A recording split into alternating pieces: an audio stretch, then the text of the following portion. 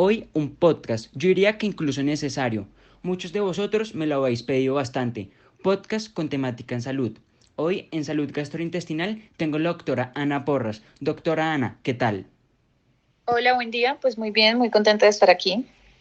Bueno, me alegro de tenerla aquí. Va a ser muy interesante el podcast de hoy, ya que no es muy común hablar de estos temas. Hoy hablaremos sobre una enfermedad en especial. Esta es la enfermedad aciopéptica. Yo ya me he ido familiarizando con el tema y bueno, que es algo que pueda que la gente lo vea normal, pero en cuando la persona padece esta, la realidad es otra. Doctora Ana, cuéntanos un poco más sobre esta enfermedad.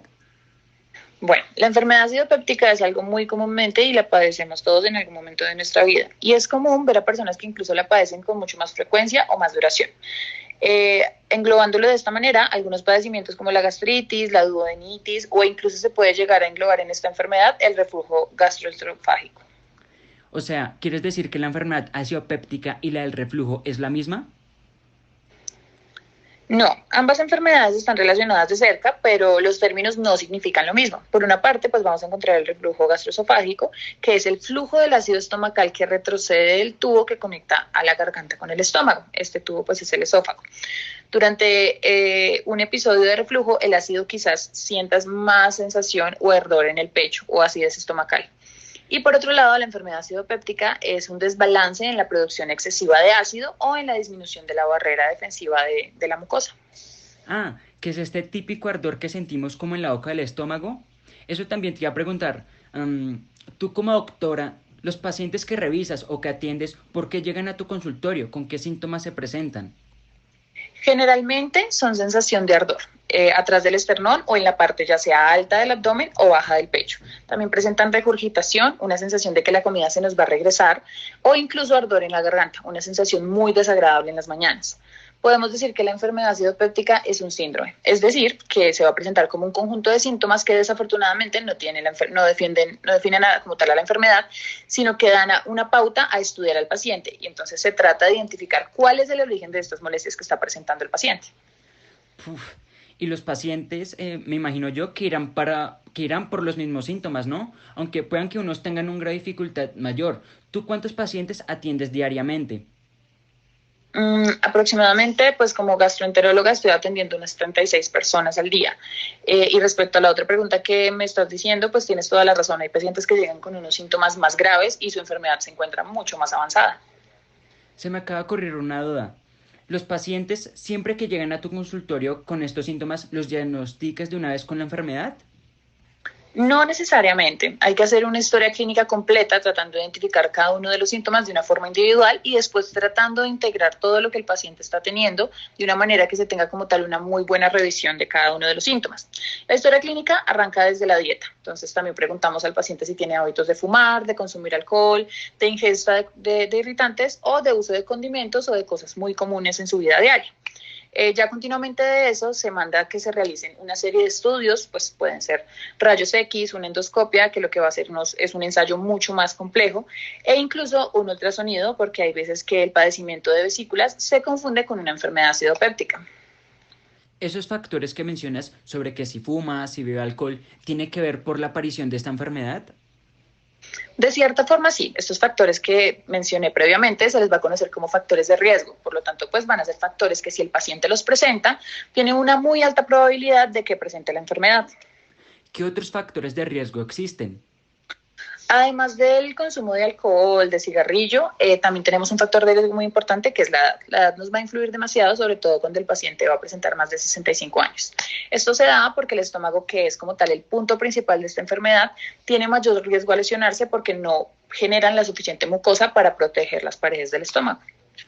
Bueno, eso que nos acabas de mencionar es de bastante importancia y sobre todo que, aunque lo creas o no, este podcast es escuchado por gente de todas las edades y que de alguna forma u otra les estamos ayudando e informando sobre algo que es de suma importancia. Te iba a decir, una vez realizados los exámenes a los pacientes, ¿cómo es su tratamiento? Para el tratamiento ciertamente depende como tal de los resultados del estudio. Si es una gastritis, pues es muy común que se usen muchos medicamentos que lo que hacen es inhibir la producción de acidez en el estómago. Estos también pues van a neutralizar la producción de ácido por el estómago. Ciertamente lo más difícil son los cambios de los hábitos, los cambios en la dieta, en el cigarrillo y en el alcohol. Seleccionar muy bien el tipo de alimento que se ingiere y pues no abusar de los irritantes, como ya los venía mencionando, y además el café. Esta sería pues la parte más inicial de un tratamiento.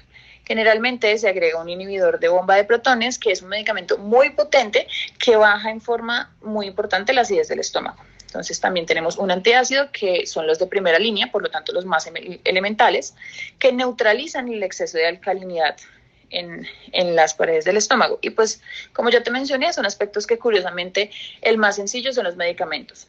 Los otros pues son mucho más difíciles. Increíble que el tratamiento o gran parte del tratamiento depende de nosotros. Así uno se da cuenta si en verdad el paciente pone de su parte. Quiero decir que la cura depende mayormente de uno. En lo que me informé sobre la enfermedad, mencionaban que algunas causas eran por la bacteria Helicobacter pylori, pero otra que me llamó bastante la atención fue por el consumo de unos medicamentos antiinflamatorios no esteroideos, conocidos como los AINES. Dentro de este grupo no está la famosa aspirina. Sí, dentro de los medicamentos antiinflamatorios no esteroideos, los más comunes y los de mayor flujo acá en Colombia, vamos a tener que son la aspirina, el ibuprofeno y el naproxeno. Te lo voy a intentar explicar de una forma mucho más sencilla. Estos medicamentos lo que van a hacer es inhibir la producción de prostaglandinas, y esto lo que hace es alterar la respuesta proliferativa de la mucosa. E igualmente, la inhibición de las prostaglandinas provocan un aumento de la producción del ácido gástrico. No lo puedo creer. Increíble que algo tan común como la aspirina pueda considerarse como responsable del incremento de esta patología. Doctora, ahora, ¿qué recomendaciones da usted a las personas que están escuchando este podcast? Quiero decir, ¿cómo la gente debe tomar medidas sobre esta enfermedad? Bueno, como profesional de la salud, mi mayor recomendación es no ejercer la automedicación. En caso de presentar síntomas, consultar a su médico.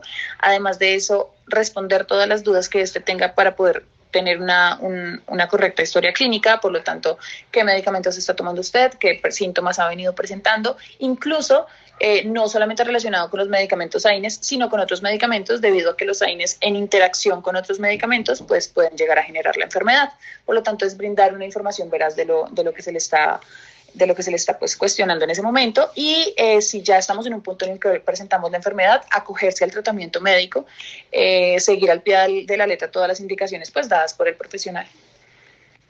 Bueno, si bien, por más corto que haya sido el episodio de hoy, ha sido de suma importancia y sobre todo que es algo con lo que podemos estar ayudando, informando a los demás. Claro que sí, tu afirmación es correcta. Es bueno crear estos espacios donde la gente se informe sobre los aspectos que pueden llegar a presentarse en su vida, y sobre todo que les sirva como una herramienta informativa para los demás. Eso sería todo por el episodio de hoy, y recordarles que las opiniones expresadas en este episodio son responsables de quien las emite. Esta información no sustituye la consulta médica. Ante cualquier duda o problema, consulta a su médico.